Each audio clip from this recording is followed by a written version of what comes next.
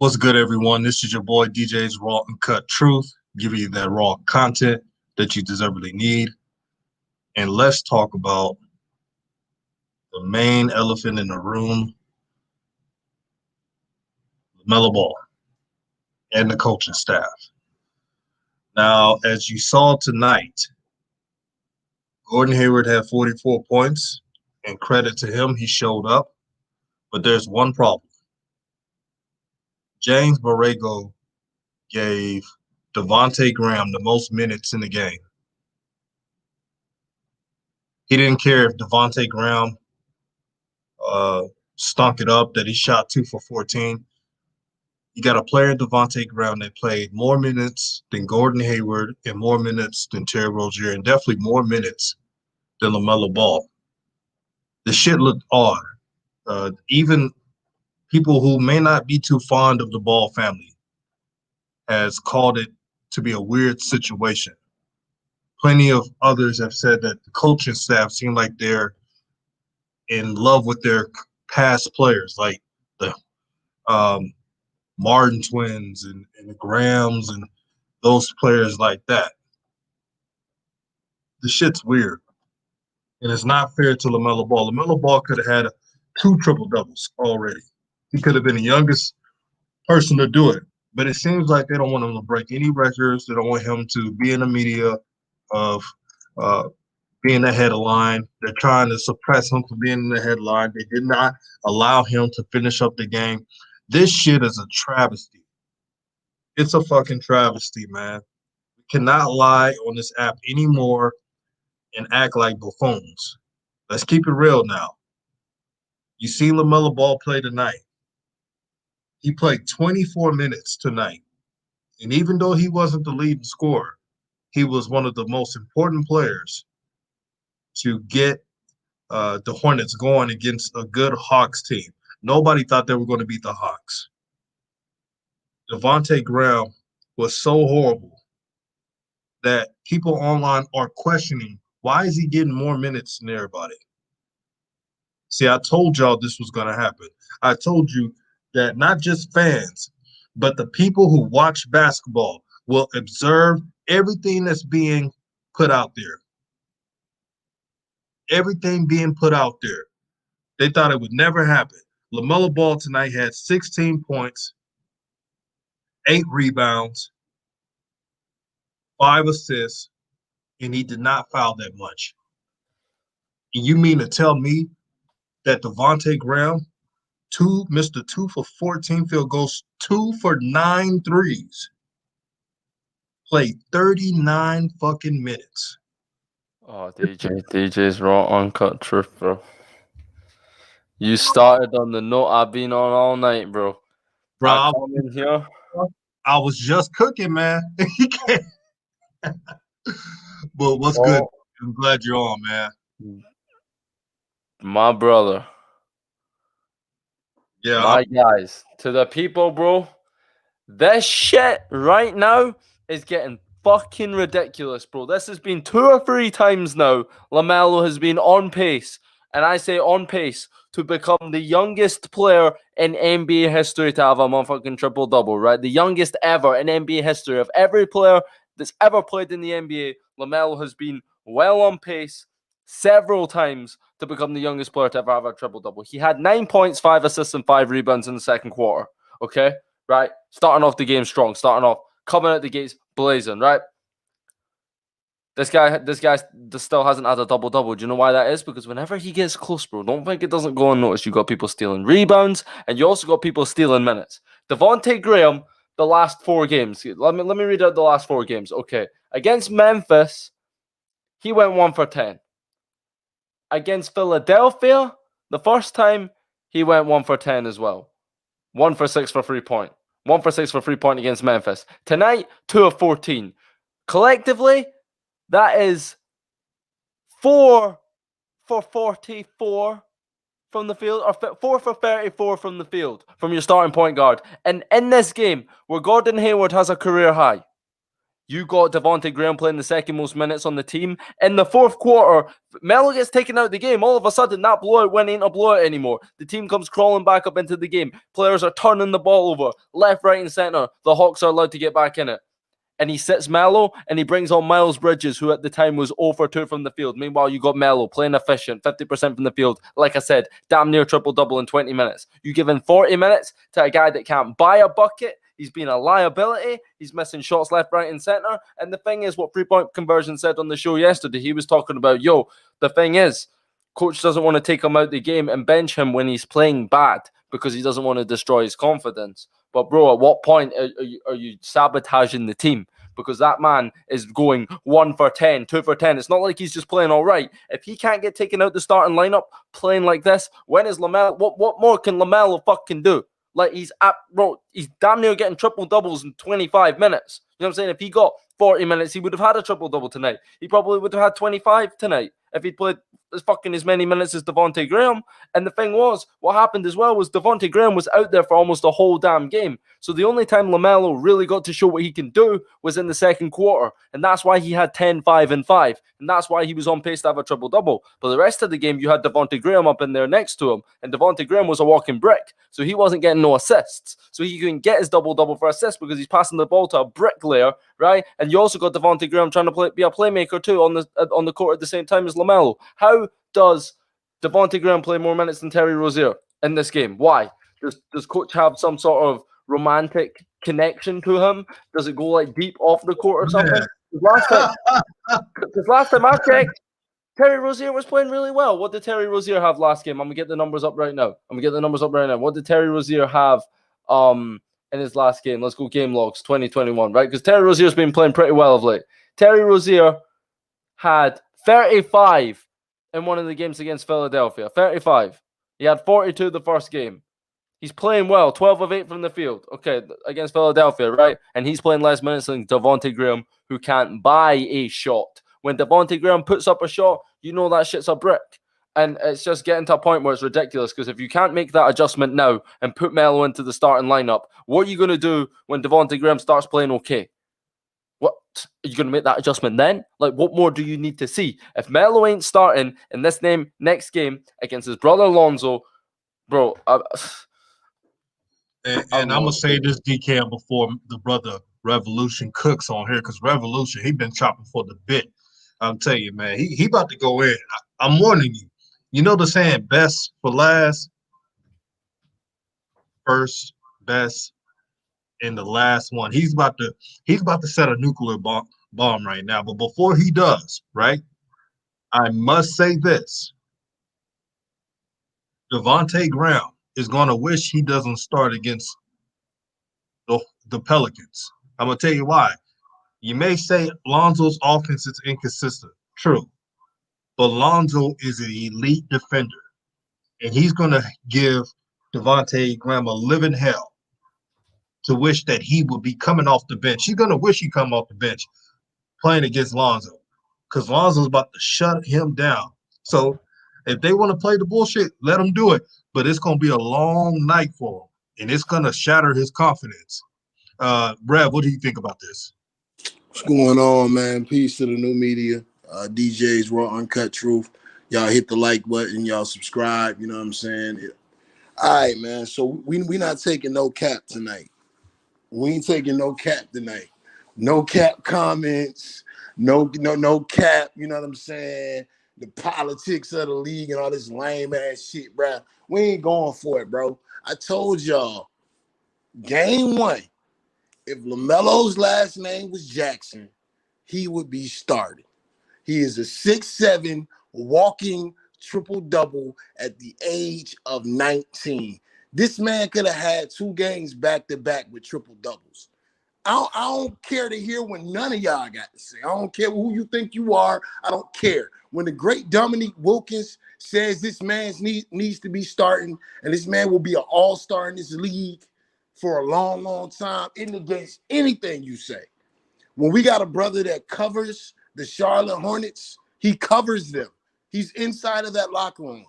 telling us the real reason and the only reason why LaMelo isn't starting, by his estimation, is that the coach doesn't want to hurt Devontae Graham's pride.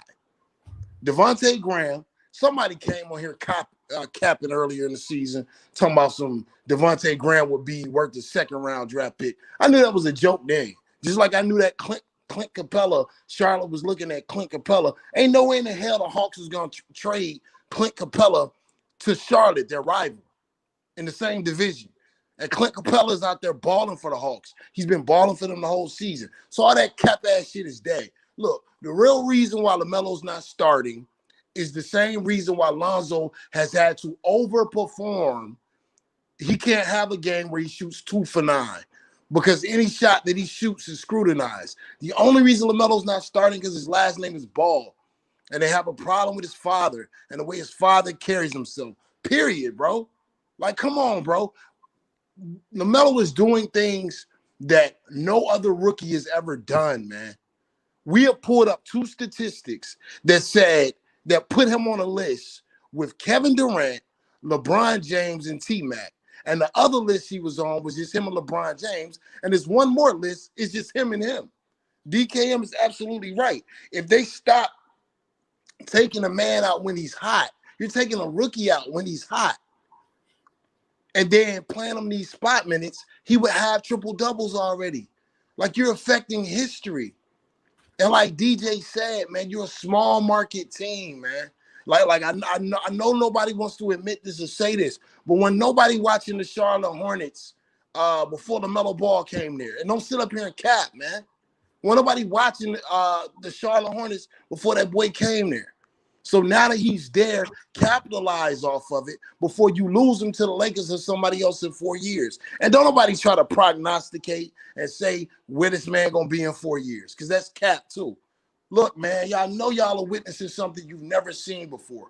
For Devontae Graham to be playing as horrible as he is, I don't give a damn if Devontae averaged 20. He's a defensive liability. He's a rebounding liability. And right now, he's a shooter that's in one of the worst slumps we've ever seen. What purpose does he have on the court? What purpose does he serve on the court? The Martin twins. I wanted to ask the brother about this, and maybe if we get him on next week, I'll ask him. I think he said something about the Martin twins, one of them playing point guard somewhere. Whatever school that they play point guard at needs to lose its division status. He don't never need to bring the ball past half court. Like, he's absolutely trash. Bro, if this team would just move to the side, fuck the NBA politics. My bad for cursing, DJ. Forget the NBA politics. Forget all of this jargon y'all talking about. You know what I'm saying? It's yada, yada, yada, yada, yada, yada, all this, whatever. I saw Luka get handed the keys. I saw Trae Young get handed the keys before Trae Young was ready. Look, hold on. Let me do something. So y'all know I ain't capping. Nigga, this is my city. I'm in the city.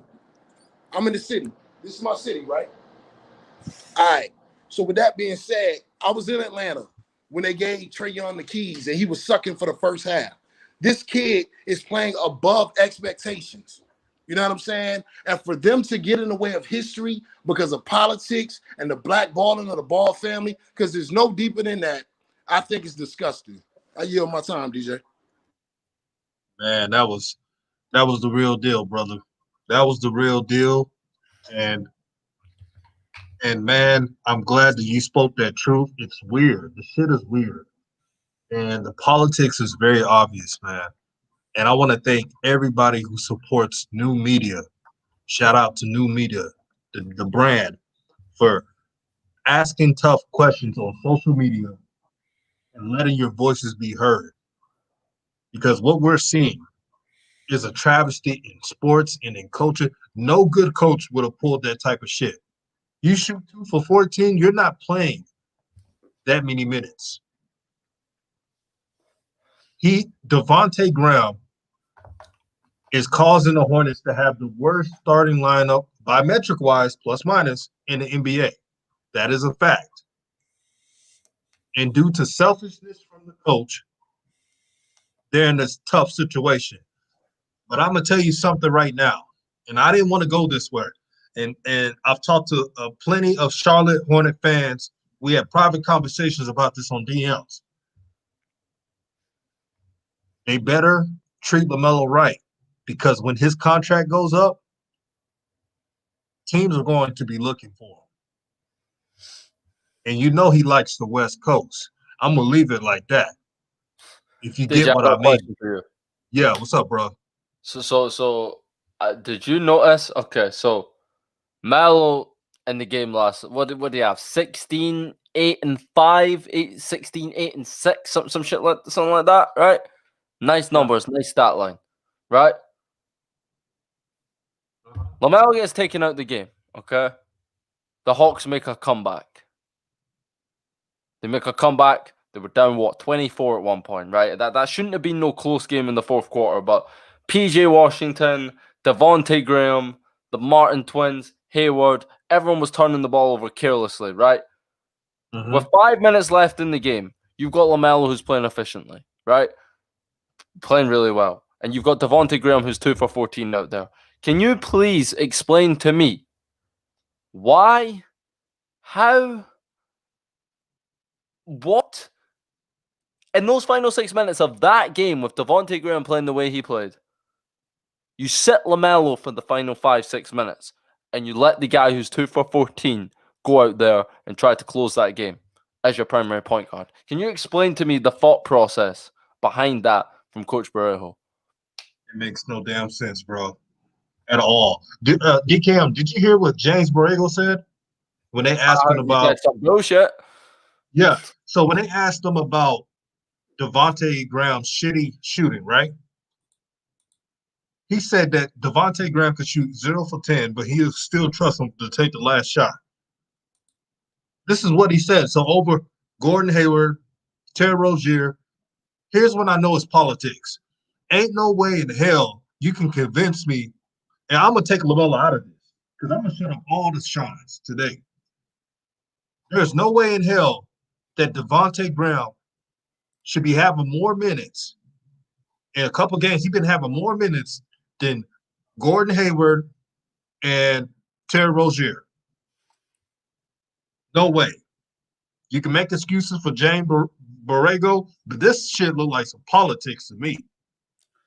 Bro, I really think what it comes down to, from the way Mitch Kupchak was acting, saying LaMelo ain't going to get no minutes, from the way that Borrego was acting, like start of the season and how stingy he is to give up minutes, I think what happened was Michael Jordan just put his foot down and said, you're drafting Melo Ball. I think they wanted Onyeka Okongwu or Wiseman. Because we didn't hear nothing about the Hornets really wanting Melo, like, until that report came out that Michael Jordan says you got the green light to draft him. If Michael Jordan says you got the green light to draft him, that's his way of telling you to draft him. Do you know what I'm saying? So I think, like you said, the politics, I think it might be something to do with that. It's like James Borrego obviously has this love for Devontae Graham, clearly, right? And he was wanting to build his franchise around him. He wants him to be the guy. That's his guy. He developed him. He found him. That was his gem, second rounder, who they turned into like a 19-8 guy. Okay. Now all of a sudden, due to upper management, they've just because that's what your man was saying. 3-point conversion last week. He was talking on the interview yesterday or whatever. He was saying that it's upper management that put together this roster, and James Borrego is just trying to put together the pieces. So that makes me believe is that Michael Jordan just put the foot down and said, "Here you go, you guys are drafting Melo," and now all of a sudden you're forcing coach's hand because now he's got to take his golden boy out of the starting lineup, which he doesn't want to do because of this Melo Ball kid who undeniably at this point is better than Devontae Graham, or at least at the moment is better than Devontae Graham, and in due time will almost certainly be better. Just straight up, even right now, never mind 5 years, obviously LaMelo's going to be better then too. So it's like, I think there's some envy there, and he's trying to hold out for as long as possible because Devontae Graham clearly is his guy. If he's talking about a man who's shooting 2 of 14, 1 for 10 back-to-back nights, taking the last shot on the same night you got Gordon Hayward having his career high, and it just makes no damn sense. It just makes no damn sense. DKM, let me slide on him, man. Let me slide. Yeah, on him. yeah. Let me slide on him. Look, man. Somebody said in the chat they think, and they were talking about us, that there's an agenda against the Ball family in the league. Bruh, I know you didn't say that with a straight face. Everybody in America knows it's an agenda. Outside of America knows it's an agenda against the Ball family. How many times has Lonzo should have made first team all defense? Like, bro, just don't be saying shit for the sake of saying shit. It's obvious there's an agenda against the Ball family. That's why you never see LeVar on TV anymore.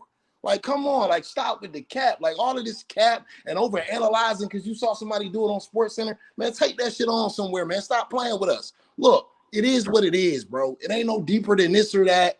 We talking about a second-round draft pick. I don't give a damn about 18 points a game last year, bro.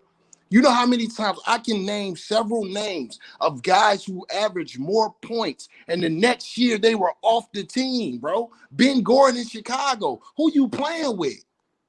Like, come on, this happens all the time. The league don't give a damn about no players. That's why Shara Johnson kept saying through the interview, they're worried about his feelings. That don't even make sense.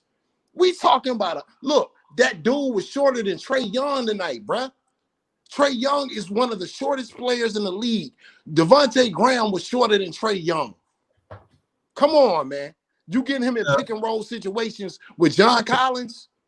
Look, it makes no sense from a business perspective because as Raphael said from the three-point conversion, no one's going to give you a first-round draft pick for Devontae Graham. So it doesn't make sense to showcase him. And if you said it was about Terry Rozier and his contract, why is he getting more minutes and more shots than Terry Rozier? None of it makes sense. The offense doesn't look good. The defense doesn't look good. Like I said, I'm standing on this point. Y'all can call me whatever you want to call me, bro. I don't care. I don't care nothing about none of that. This is an agenda-based situation, and the only reason why they're able to get away with it is because his name is LaMelo Ball. The same people who were able to get away with telling us at the time a 6'4" kid that played international was going to go in the second round and go undrafted. A lot of people were agreeing with that because the so-called pundits said that. DKM told y'all back then that it was some bullshit. So I don't understand why you keep falling for the narratives. This is obvious to see. Bro, they even be debating whether or not he's the rookie of the year right now. Who else is playing better than LaMelo Ball that's a rookie? I'm asking the panel. Who else is playing better than LaMelo? They're trying to say Tyrese Halliburton. That's who they're going with. That's the guy. Average less points, average less assists.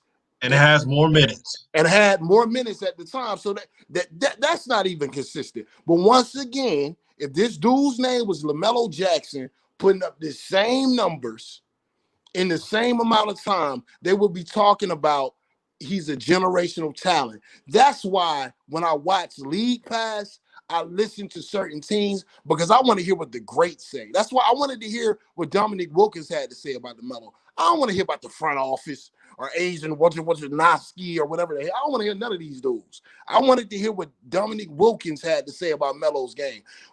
In the third quarter when he saw Melo, he said, hey, man, whatever I thought about LaMelo Ball was absolutely wrong. This kid is going to be an all-star, and he's going to be an all-star for a long time. And he needs to be playing more minutes. When Dominique Wilkins says that, bro, like I said, I really don't need to hear anything else from y'all. You know what I'm saying? Because that's a guy who's a Hall of Famer that's played the game. It's time to wake up and see it for what it is. DKM, I saw your video with the black jersey. At this point, bro, I don't know. Like I said at the beginning of the season, I would not be surprised if it takes longer than even what three-point conversion is saying, because like you said, there seems to be a commitment to Devontae Graham, Gordon Hayward, which I understand because of the money.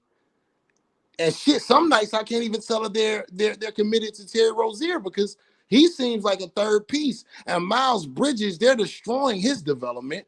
Miles was on a tear, but now Miles out there looking lost. When LaMelo's not on the court, Miles Bridges might as well not even be out there.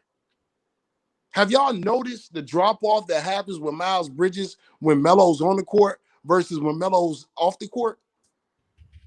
Exactly. They don't even try to feed when LaMelo's off the court. They don't even try to feed Miles Bridges. Pretty obvious. They're worried about themselves. And brother, so we had three-point conversion on the show. He said from everything he's seen so far from practices and to being up close, right? LaMelo should be the starter. He said this, but people want to call out people calling them fans and stands and all that bull crap. It really don't matter. What I tell you, Rev, as a human being, we're socially conditioned to be a fan and appreciate something. It's the human psychology to do it. So that's just words to tell people they're not important. That's just bullshit. But on topic, if someone said this, if Lonzo Ball was stinking it up like Devontae Graham, Nickeil Alexander-Walker would be starting over him. I'm dead serious. So Bro, let's cut the crap and keep it real. Bro, who did Lonzo get benched for last season when he was struggling for the Pelicans? Was it not like a Frank Jackson or Frank Jackson, bro? Frank Jackson, bro. Is that who it was? Bro, I'm trying to keep my composure in it, like with this shit. And I was actually on stream on my live stream over on Twitch. I was actually heated. But you said, Revs, you said something I wanted to respond to. Fuck, what was it? What was you just talking about a minute ago when you was last going? I had a question I was gonna ask you. You were talking about LaMelo's last name or what?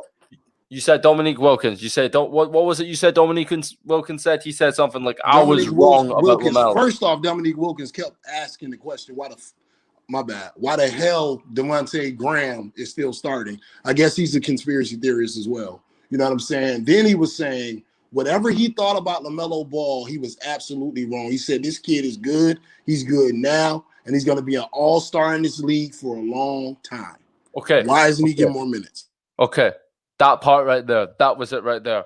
You said, Dominique Wilkins said, quote, whatever I thought about LaMelo Ball, I was wrong. Okay? Right. That's the part I want to focus on.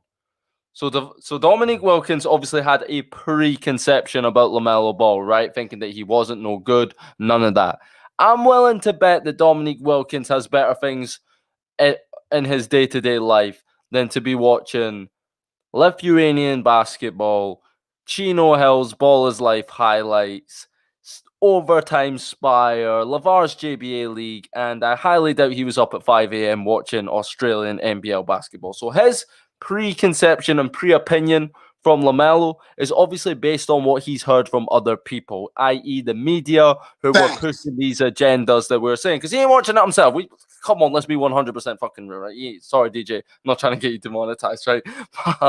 Let's be real. He wasn't watching no games. So where's this preconception where I was wrong about LaMelo coming from? Because he's listening to other people. Other people are putting bad press and bad stories out on LaMelo, and now people in the NBA are seeing him for what he is and what we've been trying to tell you he has and has been for years, and all of a sudden they're so surprised, right? That's because this is the thing we're talking about, the agenda. It was like for years when the Ball family hype was coming up, you was talking about how Lonzo can't make all defense.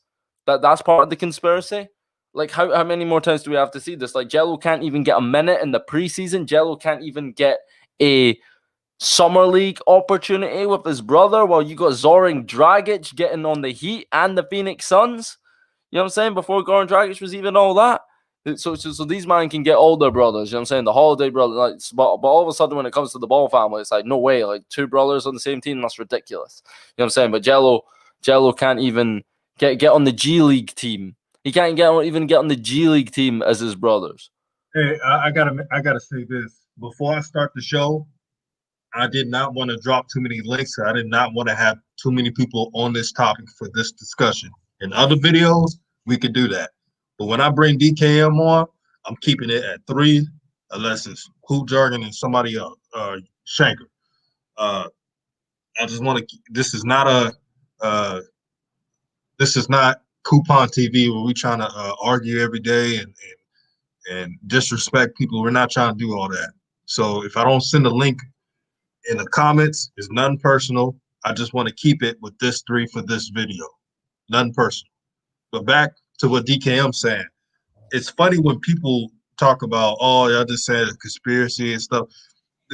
LaMelo was screwed over so many times, man. It's so obvious. The data shows, man. Look, snubbed from McDonald's All-American, snubbed from a ranking when he was 16 years old because he went overseas and then did the GBA.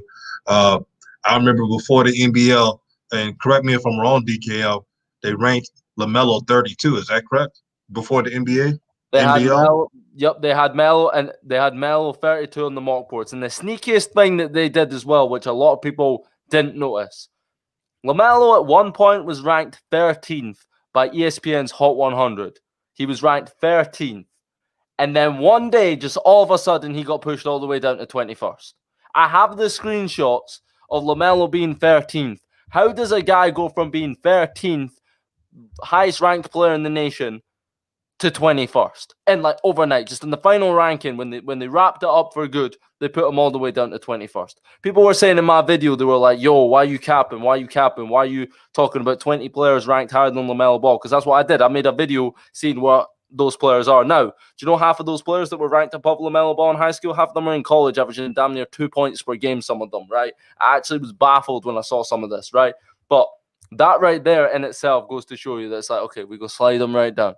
Because that affects your draft stock too, right? It does. If you're one of the top players in high school, you know what I'm saying, you're probably going to get drafted. If you're like top 5 in your high school class, no matter what you do in college, you'll probably be a second round pick, right? But they pushed LaMelo down to 22nd on the draft board, 21st, and people didn't believe it, bro. You can go on ESPN's Hot 100 right now from 2019. He is number 21, and everyone thinks he was number 13. But what they did was they pulled some funny shit. They moved them down, and then it took. I gotta ask you something, Big Cam and Rev. I want you to chime in too. Seeing LaMelo Ball in these games, do you see LaMelo Ball out of shape or running slow or not in fatigue with no preseason training camp and integration with new players? Have you been seeing that with LaMelo Ball? So if he has, then Devontae Graham, even though he's playing horrible, should be started. But have you seen LaMelo Ball looking like that on the court? Man, let me slide real quick, D-Cam. Really, what we about to get into right now, the question you asking me is the business of basketball. Now, I can take y'all through the business of basketball. You know what I'm saying? And the business of basketball starts long before the NBA. Starts long before any front office job in the NBA. The business of basketball even starts before AAU. It's certain circuits that top players used to have to go on in order just to get ranked. It's so much politics behind it.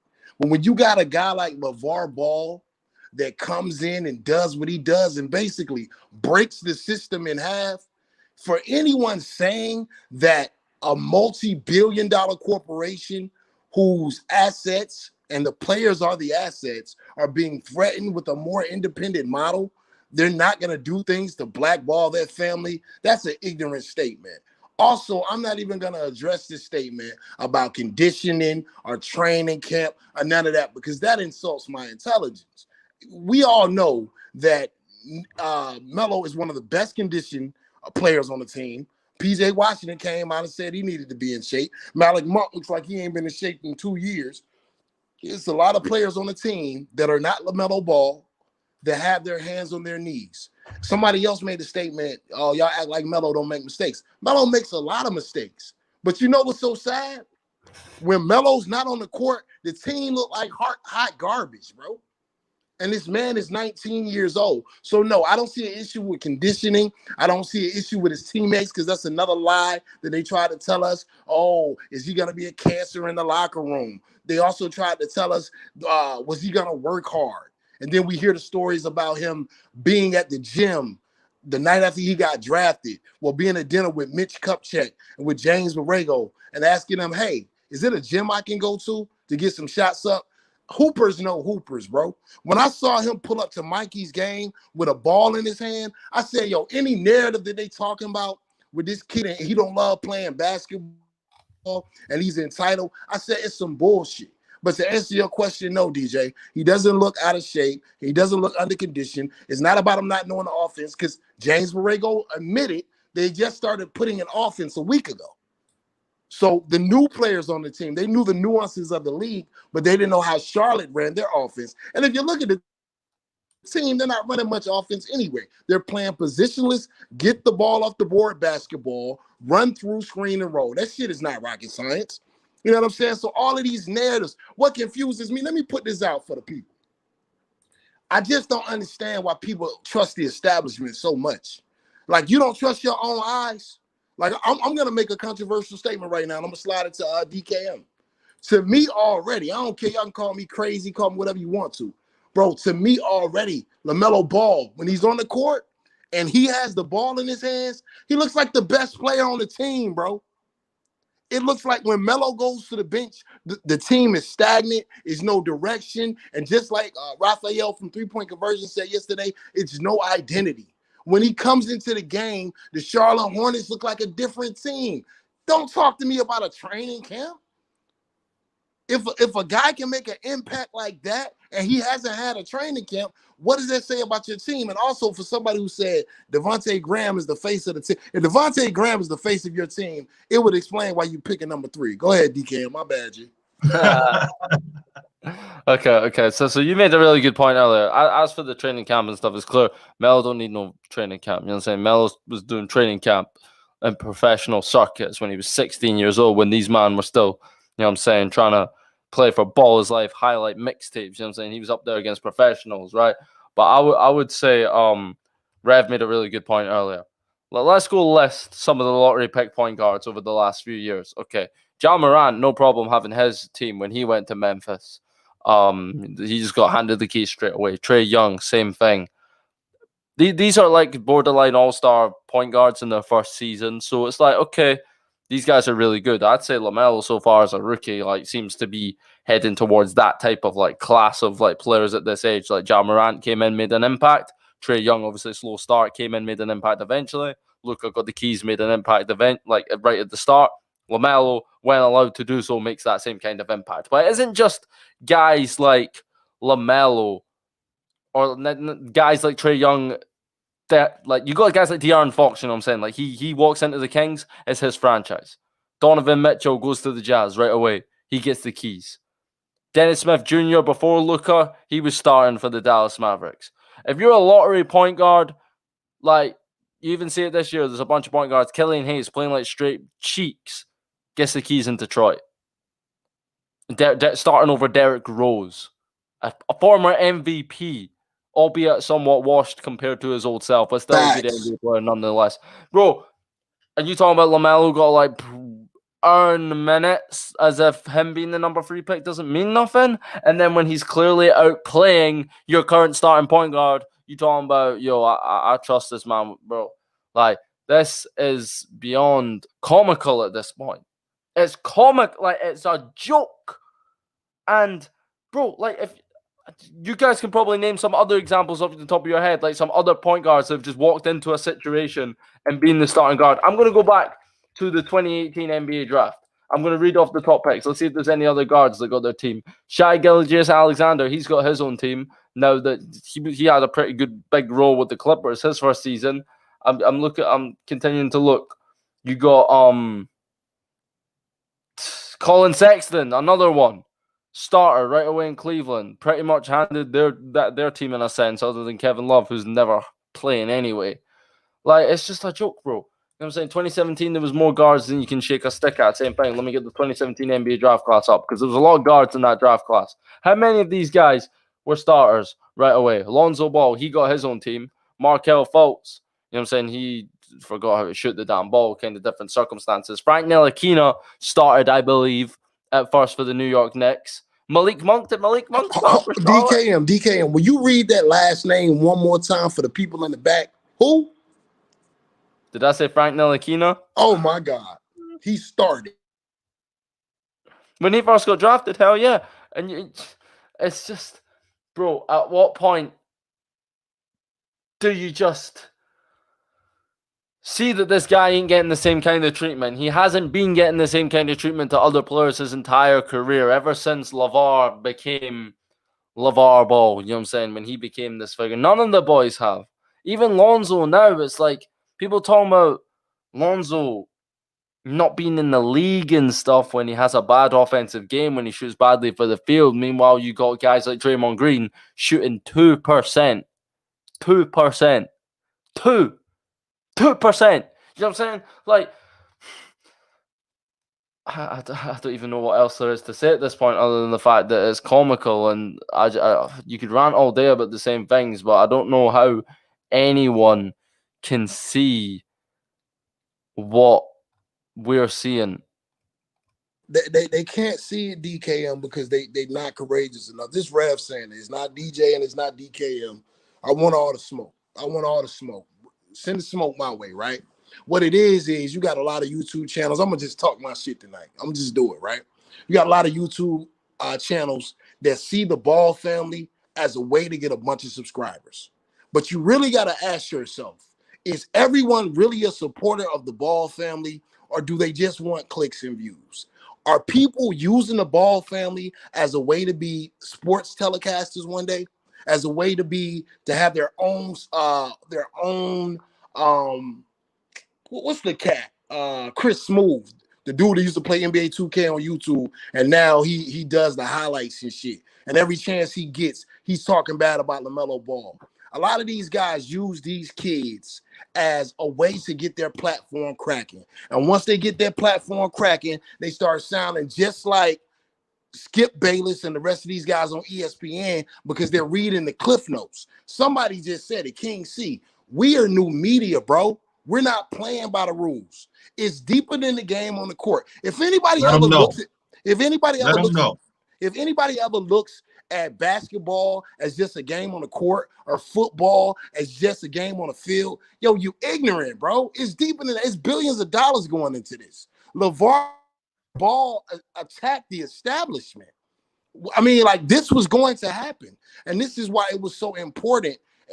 And it's a lot of pressure on Lonzo, so I feel it. It was so important for Lonzo to come out the gate firing. Because what it did was it gave them ammunition to say, see, he wasn't that good anyway.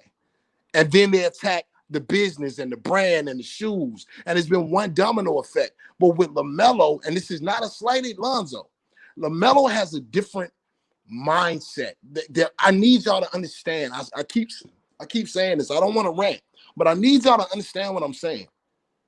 Dominic Wilkins pointed this out again tonight as well. He said, the thing that's so scary about this kid, he's doing this coming off the bench. Now, where have y'all heard that from before? Because I swear we said that on here.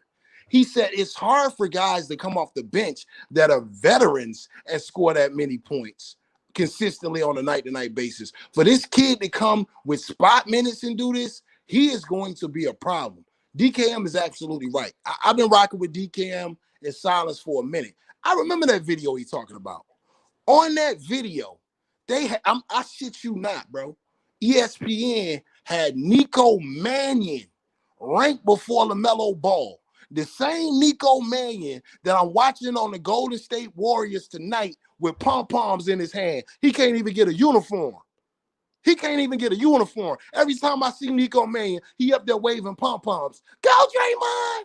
You know what I'm saying? Like, come on, cuz. They had this guy ranked in front of Melo. My bad. Go ahead.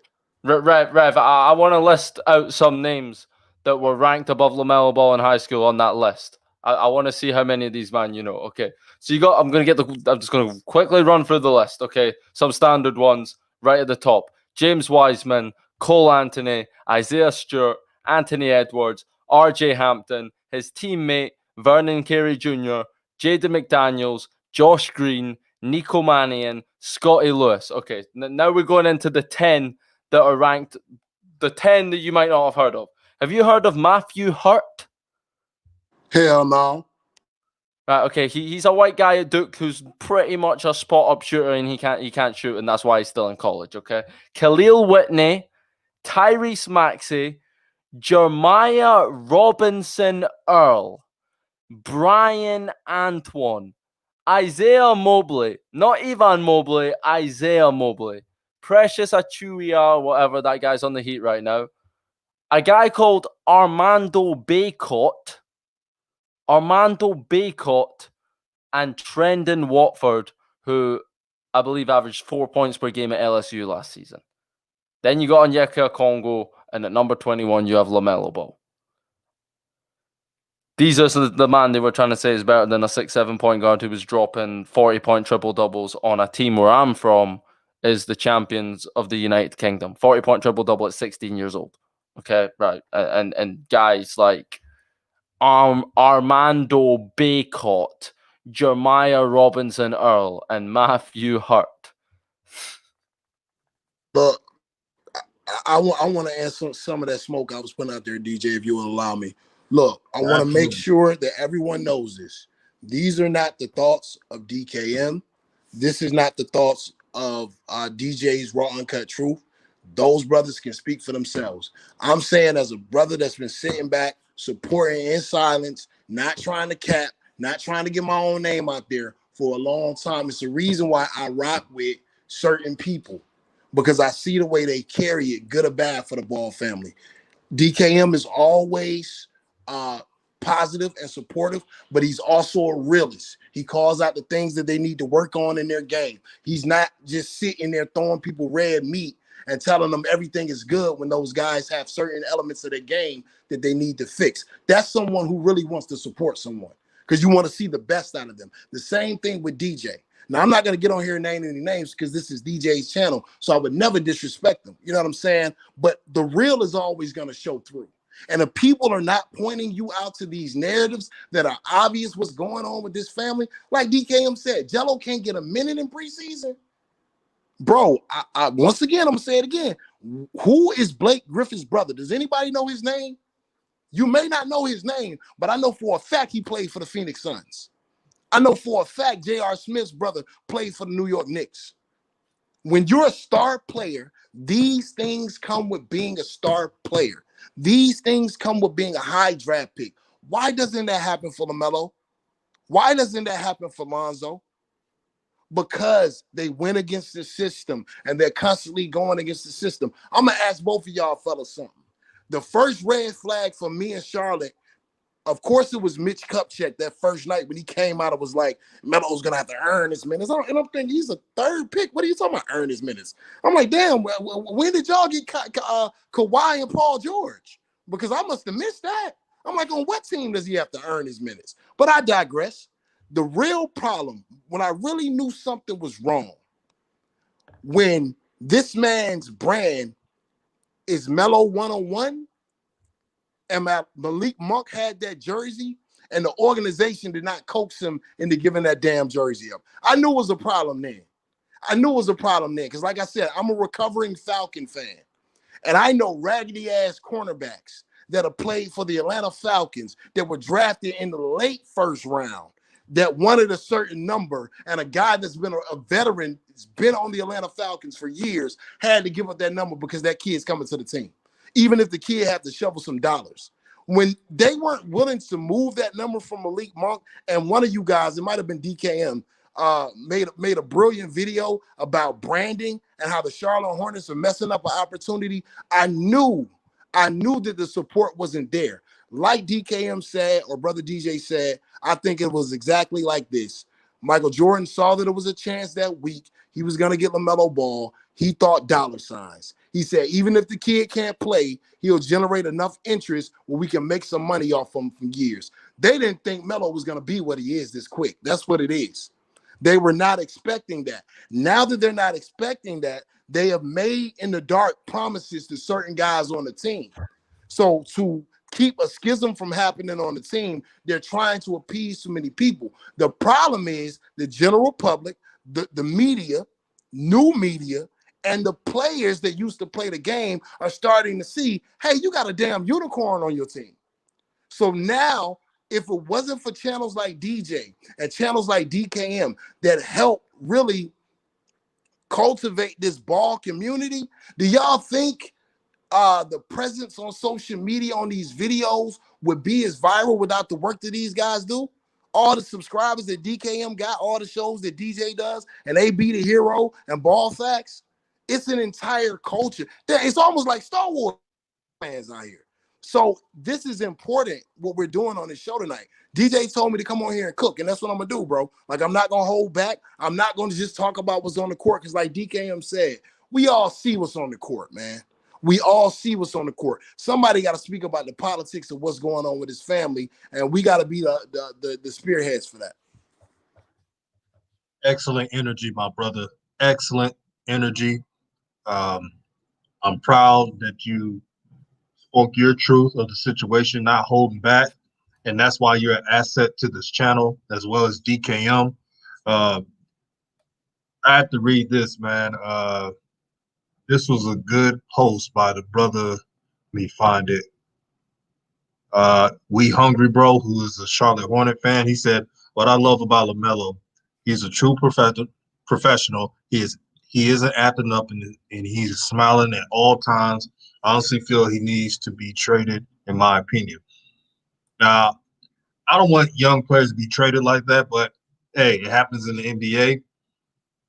But besides that, when you see LaMelo on the bench, even when he's not on the court, high-fiving his teammates, showing great spirit, listening to his coaches in the coaches' huddle, he has done everything asked of him.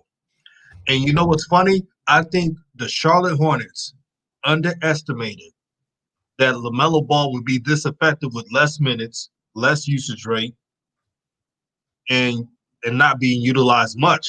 He's exceeding every single situation because he has a ruling class mentality that LeVar Ball passed on to him, and he's a warrior.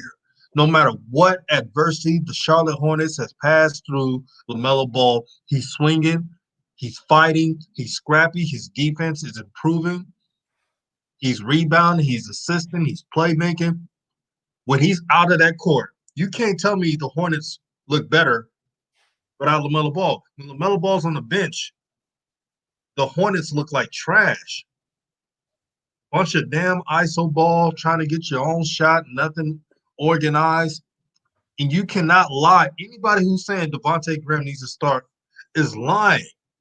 Devontae Graham is not a good player right now. He needs to be a six-man and accept his role. They didn't do enough as a team to make the playoffs. They have the number 3 overall pick for a reason, and they got LaMelo Ball. It's just a game of basketball. If the Pelicans, God forbid, have a horrible year, let's say they lose a lot of games and they pick in top 5, and they pick another point guard, that's just how the game goes. So don't lie to the fans. Don't lie to the people talking some LaMelo Ball got to earn it. He's been earning it his whole life. What's the next excuse?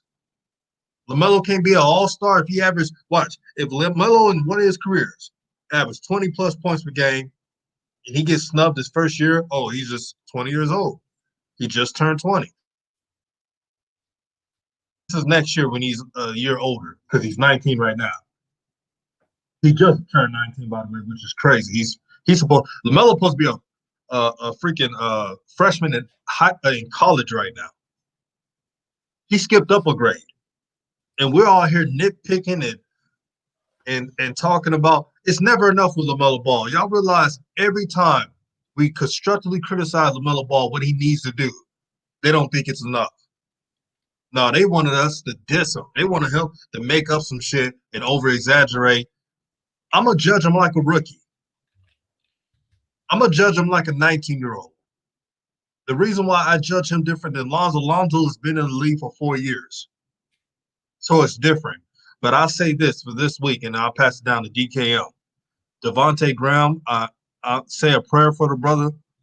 I'm telling you, Lonzo's going to lock him up. It's probably going to be his worst game. He's going to be in the he's going to be in a straitjacket. He's going to have nowhere to go, and he's going to wish he wasn't starting in that game.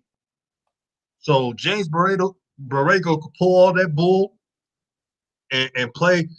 Y'all playing with money now. The Hornets are playing with money. And one thing about the media and ESPN, when they want to see something, they want to see it. Because if you don't, they're going to play less TV games. So the Hornets got 2 TV games. And if LaMelo's not starting in that, because they want to see LaMelo versus Lonzo. If LaMelo's not playing in that game, starting in that game, all hell's going to break loose. They're going to be like, they're going to go to the TV producers, and they're going to be like, let's not put the Hornets on TV that much next year. We thought we could give them a teaser because they'll play LaMelo Ball, but that didn't happen. That's what they're going to be like. So they're messing up the damn bag. TJ, before I go, I want to ask you a quick question. Is the Hornets-Pelicans game televised? Yeah, it's one of the few games that are televised for the Hornets, because remember they got 2 televised games. Okay. Right, basically, Wait. I gotta say this. Lamar says LaMelo will be in Charlotte for 7 years, and y'all overreacted to 7 games. Did you not see what was on the court, brother? Come on, tell me you're not defending Devontae Graham, who has one of the worst starting point guard metrics in the NBA. Don't tell me you're gonna do that, brother. You got 3-point conversions pointed it out. We're pointing it out. Everybody else is pointing it out. We cannot make up stuff now, man. Devontae Graham is playing like trash. He's playing more minutes than Terry Rozier and Gordon Hayward. That shouldn't be right. Nobody with a basketball mind would be saying that. And to say that LaMelo will be in Charlotte for 7 years, we don't know that. So we don't know his decisions when he's a free agent. I can't go around. That's like me saying, oh, Lonzo will be a Pelican for 10 years. I don't know that. What you got to say, Rev? No, I was going to go ahead and slide it to DKM. I know he was about to say something. Oh, yeah. Okay. Sorry about that, DKM. FYF Sports Debates, I want to respond to that real quick. So you're saying we overreacting to 7 games. Bro, in 7 games, we've seen enough. You talking about Melo being there for 7 years. Do you think he's going to be coming off the bench for 7 years? No, you think he's going to be in the starting lineup. So what's the wait? Well, why delay the process anymore when we've seen already everything we already need to see? Why does he get this baby in treatment? You know what I'm saying? Like, how can a guy playing this bad still be out there? Because it's hurting the team. It's costing them games. You know what I'm saying? They're talking about making the playoffs, being serious. They'd have won some of these games if they were playing Melo and starting Melo. But they're having a guy who is literally missing every single shot he takes out there on the floor ahead of this guy, right? And shout out to Rev, bro, because that was some real issue put out there, talking about like the new media and all that. What a lot of people don't understand, and what I get a lot of flack for individually, is sometimes I will make a whole video showing a negative light on something. Like I made a video the other day, right? Talking about Lonzo, how Lonzo's disappointed me this season. I went out my way to say in the title. The title literally said Lonzo Ball has improved, but it's disappointing me. And what I meant by that is he has improved his game. He's improved his mid-range shot to some extent. He's sort of tweaked his shooting form just a little bit.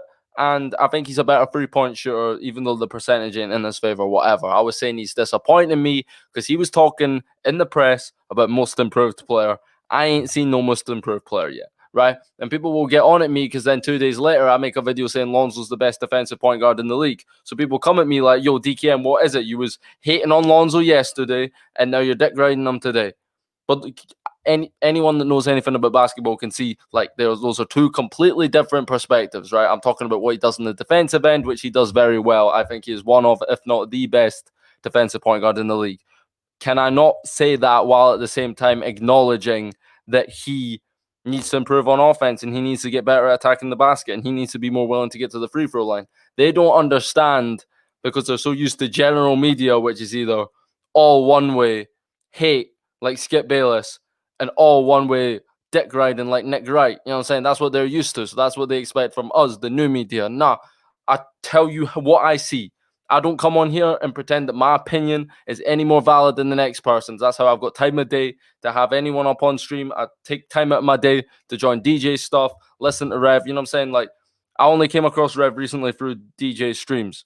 But after hearing the brother talk and what he has to say about the game of basketball, I can already defer to him in certain aspects of the game because I can hear right off the bat that regardless of the platform he might have, he knows his stuff. He knows basketball. I don't think I know nothing more about basketball than any of you guys in the comments. We watch the same games. But I will come on this mic and I will not cheat you guys. And I will tell you what I believe and what I see. Okay? And you guys, a lot of people aren't used to that. They're used to just one way dick riding, one way hating. And it's sad because a lot of us, we really be putting this work in. We trying to give you guys the message. We try to give you guys the real. We speak where the truth is. And a lot of us receive criticism for that. People say we dick riding because like a lot of the videos I make are dedicated to the Ball family, mostly all of them.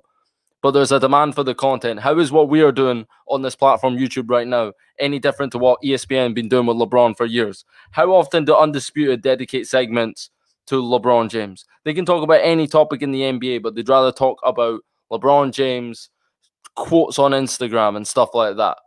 It's not a problem when they do it. They could talk about, you know what I'm saying, what Ja Morant's doing in Memphis. They could talk about, you know what I'm saying, Trae Young in Atlanta, but they're not going to talk about that because LeBron's their moneymaker. LeBron's their cash cow. But it ain't a problem when they do it. But when me and DJ sit up here and make ball family videos back to back to back because that's our niche and no one else is covering it and we're the ones taking advantage of that, all of a sudden we're the money grabbing, you know what I'm saying? We're using them for clout or whatever.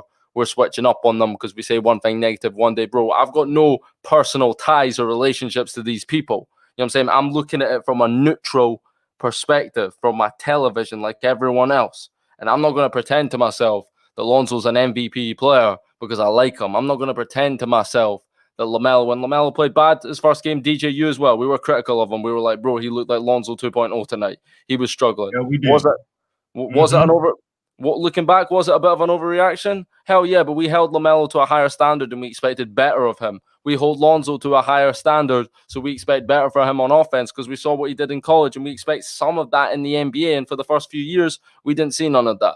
So before I sign up out here and go get some sleep at 7 a.m., I just want to say major respect to you guys for holding it down with these late night streams, giving the people the real straight after the games. Not a lot of people are doing this.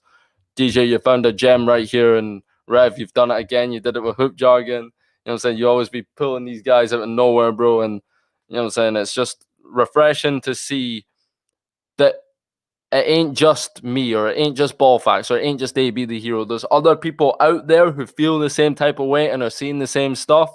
And with you, you've given another brother an opportunity to have a platform to say the same stuff, to back what we're saying, because we ain't the only ones seeing it. And that's why we have the platforms and audiences that we do, because people want to hear what we say, because we're speaking for the people and what's really happening in these games. And you don't see no one on ESPN talking about LaMelo Ball. You don't see none of that, bro. They ain't doing that no more, but they was talking about him in high school when they had negative things to say. And that's all I'm going to say, bro. I appreciate you for letting me on your platform, speaking my truth. I feel some type of way about the game tonight. It ain't. But the Devontae stuff, in due time, bro. Hopefully this practice little picture is a good sign. Hopefully he's going to pull the trigger and make that adjustment soon, because at this point he's the only person in the world that. And unfortunately, he's the one with the power too. But yeah, that's all from me, my guys. Appreciate you. Yeah, and I'm asking Lamont. Yeah, we know that you defended the Ball family. That's definitely not the question. We're just saying for everybody else that critiquing people who talk about them, getting on us for doing it, being objective and saying something we disagree or agree on, they're taking it too seriously. They're like, oh, you shouldn't have said this or shouldn't have said that. It's just funny. ESPN could do it, but when we do it, it's World War III.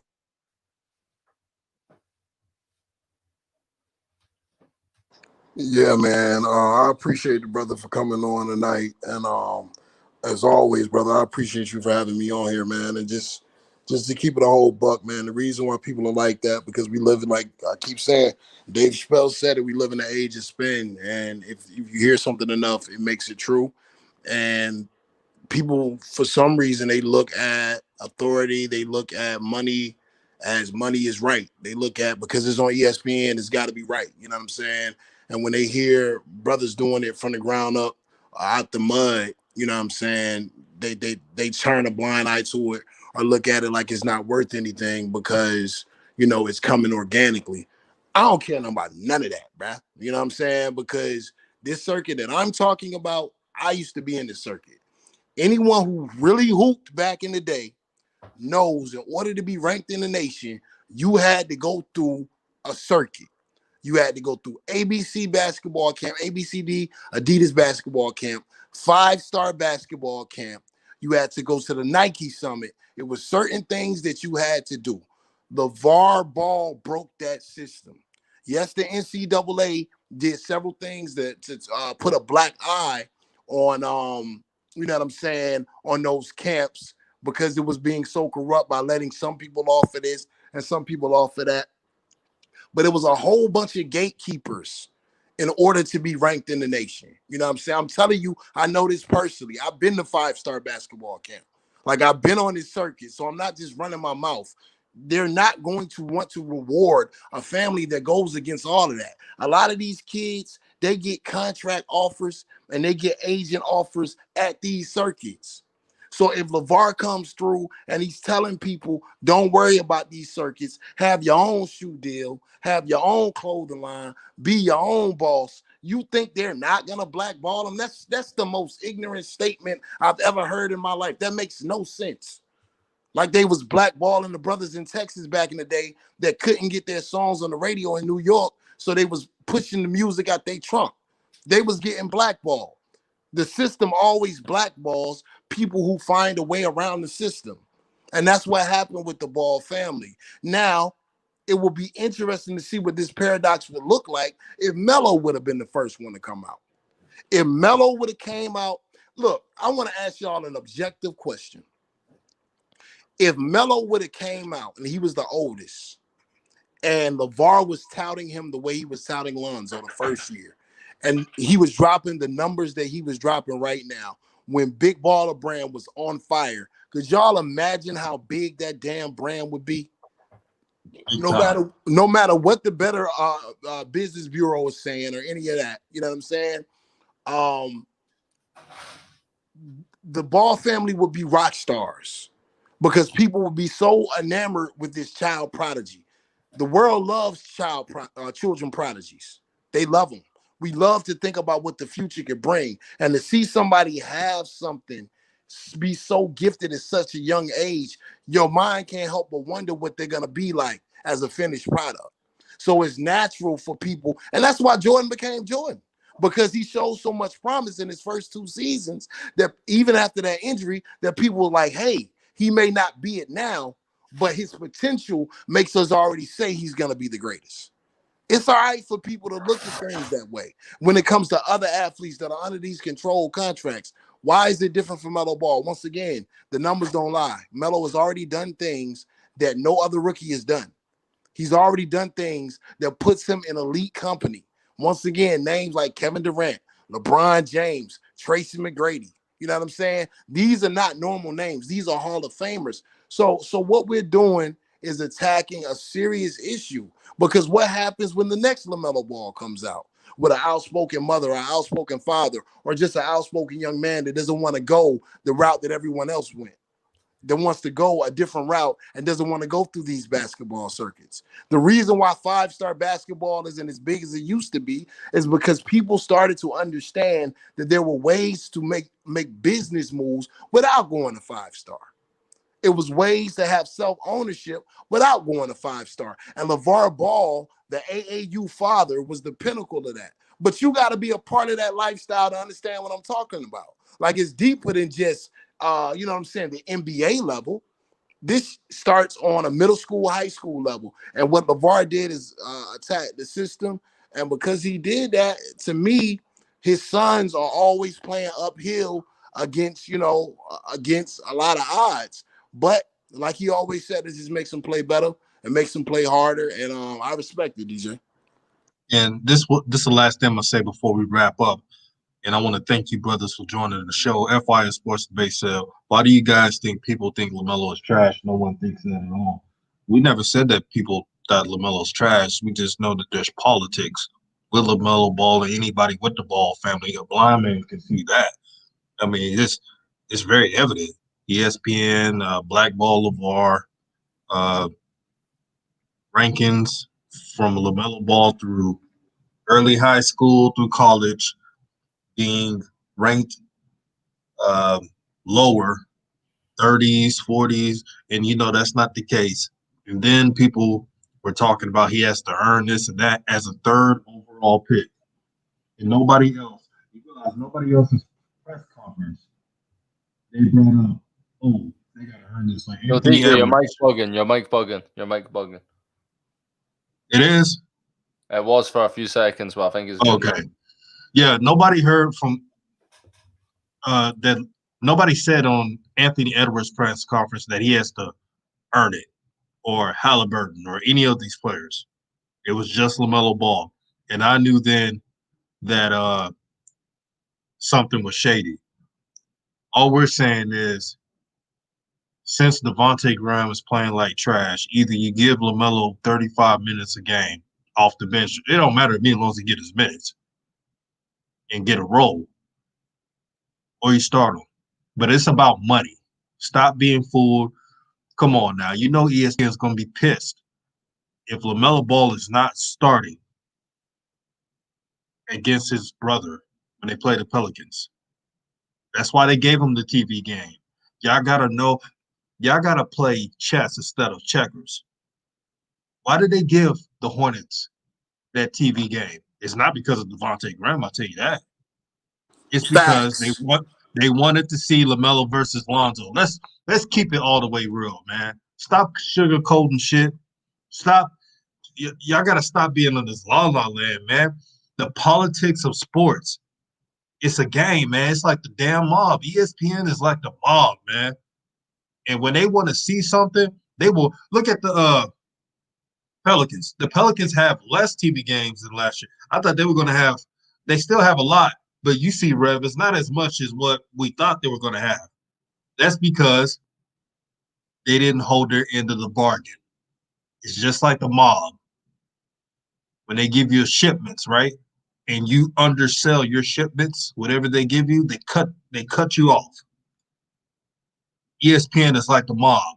And if they don't see LaMelo Ball in that court starting against Lonzo, I guarantee it next season, they're not going to play that much TV games. They don't care if LaMelo starts or not next year. And even if he starts, they'll probably just give him 5 TV games and call it a day, which is still low if LaMelo starts. So they could play this game with ESPN. I'm telling you, they like the mob, and they'll pop some shit up. Just letting you know. What do you think, brother? Before I go. 100%. And I just wanted to answer 2 questions real quick. Wealth engineering, he's asked a few times. He said, this is happening on MJ's watch. What do you guys think about that? Bro, we've been telling y'all MJ is a bum-ass owner. Like once again, MJ with the Jordans on the court is not the MJ over the front office. They're not the same guy, bro. To me, MJ is just collecting a check, man. He's just collecting a check. He feels like in a small market, he collecting a check. And he's going to do, in order to be an owner, when you're an owner, you're a part of a conglomerate. You're a part of a family of other owners. If owners feel like their bottom line is going to be threatened by a guy creating another league that is going to rival with their G League, and we know that the NCAA passed that law, the LeVar Ball law, and we know that the G League decided to up the pay of the players and let certain young athletes play earlier because of LeVar Ball. Like this is common sense. Also, FYF, you slick, bro. I see what you be doing. I watch what you be doing, bruh. That Lakers team had Nick Van Exel and Eddie Jones. We talking about Devontae Graham, man. Stop playing, man. You know damn well Kobe was behind Eddie Jones. We talking about Devontae Graham, bro. Eddie Jones ain't had no stretch of games where he was playing like Devontae Graham, a 5'11" girl. Man, I ain't gonna keep talking about this. This man's 25 years old. Wait, I gotta say this. Aunt James is saying LaMelo and LeVar are happy with the Hornets situation. Why did LeVar speak out that one time? That doesn't make sense. Does that make sense to you, Rev? Nah, man. Like I said, I think I understand people saying anything, man. yeah, to be honest with you, LeVar already came out and said something about it. And Melo's a dog. And no dog is happy coming off the bench. Y'all don't kid yourself. Yeah, Y'all don't kid yourself. Yeah, Eddie Jones was an all-star, FYI. He was an all-star. You can look it up. He was a really good player. He's definitely better than Devontae Graham. So especially Nick Van Exel. This man said slightly above average. Man, it was a time when he was an all-star. was cooking. He was cooking. He was nowhere near Devontae Graham. Eddie Jones was like 6'6", 6'7", man. Come on. He was almost built like Kobe. Devontae Graham's not even built in the same stature as LaMelo Ball. That's disrespectful to Eddie Jones, bro. Devontae Graham, look, real rap, if Devontae Graham don't go to another team and get hot, Devontae Graham could be out of the league in 3 years. He's a defensive liability. It happens to short guys all the time, man. Yeah, he said that Lakers team was trash. the Nick Van Exel and Devontae Graham. They No, went to the no. playoffs, bro. The Nick Van Exel and Eddie Jones, uh, year 90, 96, 97 were 56 and 26. And we repeat that. The 1996, 1997, and this is on Basketball Reference, which is a legible site. The 1996, 1997 Lakers were 56 and 26. That's the team of Nick Van Exel and Eddie Jones. That is a fact. So I don't know what to say, man. Here's the thing: everybody wants to disagree to start beef, and this channel, New Media, what we're trying to do is to bring enlightenment, peace, positivity, good energy, and we're not going to just disagree to disagree. Now, I did not want to bring these facts, but I just did. That Laker team was really good. They finished second in the Pacific Division of the West. They were Facts. coached by Del Harris. And Facts. even though Del Harris wasn't like what's the coach name? Phil Jackson, he was a good coach. They were a playoff team. Yeah, they got black. Losing to the Utah Jazz in the 90s is not an embarrassment. And bro, Nobody had the Lakers beating them. And the reason why Eddie Jones and Nick Van Exel had to get out of there is because Kobe was complaining. I'm about to say something even more controversial, and the numbers are going to prove this. Kobe's not a good comparison because Melo Ball is having a better rookie season than Kobe had. Kobe was terrible for his first year and a half. Let's not sit up here and cap. We're talking about a year and a half. We ain't talking about projected careers. Look at the numbers. Look at the impact. LaMelo Ball is having a better rookie season than Kobe Bryant. So don't try to compare Kobe Bryant, the legend, his entire career. Let's just deal with where LaMelo is right now. 7 games into his rookie season, he is outperforming what Kobe Bryant was performing when he was on the Lakers. So that's not a good comparison. Also, we keep talking about a 5'11" second-round draft pick that shot 38% from the field last year. This is what we're talking about. We're not talking about Eddie Jones and Nick Van Exel. Nick Van Exel is a legend.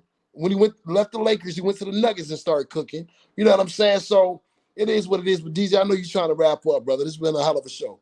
Yeah, man, it's been an excellent show. Shout out to no hard feelings, FYI Sports Debate, just giving you the facts on the situation. You know, I'm a Laker fan, and I can't go out here. I can't allow disrespect to Eddie Jones and Nick Van Exel, and they had good playoff teams.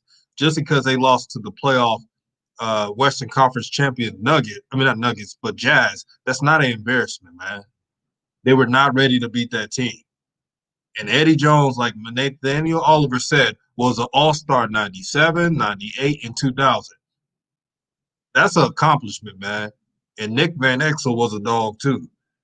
Yeah, Kobe averaged 7.6 his rookie year. Now, he came out of high school. He was 18 years old, but still, that's what he did. So shout out to y'all, man. Shout out to everyone. Shout out to DKM, Rev, FI Sports Debate Shaker. Brother, thank you for joining the show and being real, Rev, man. You are definitely a great addition to this new thing we started, New Media. And people are asking that if Rev got a YouTube channel. Rev is a busy man. He only said he's rocking with what? My channel. Let him know. Yeah, man. You can catch me on DJ's Raw Uncut Truth. You know, before I go, I'd like to give a shout out to the gang. Shout out to Hoop Jargon. Shout out to AB the Hero. Shout out to my guy, DKM. Shout out to DJ's Raw Uncut Truth. It's New Media. It's the gang. Thank y'all for rocking with us. No hard feelings to anybody. You know what I'm saying? I just love the game of basketball. And I'm very passionate about our people becoming independent and independent in business. So when I see narratives try to destroy that, I'm going to attack that at every chance. Oh, yeah. Shout out to my guy, Shanker. I'm out of here. Lakers. No doubt. Lakers indeed, man. And prayers to Devontae Graham. He's going to need it. He probably going to go around and ask James Borrego, hey, man, keep man, his brother is, I can't do anything. So they'll get their wish. I'll tell you, Lonzo may be something, but he's an elite defender, and he's going to wish he doesn't play that game. That's all I'm about to say. And that's going to put all the narratives to bed. That game right there, the Pelicans, that game is going to put everything to bed once it's over. Watch. It's going to be funny to look at. Peace out.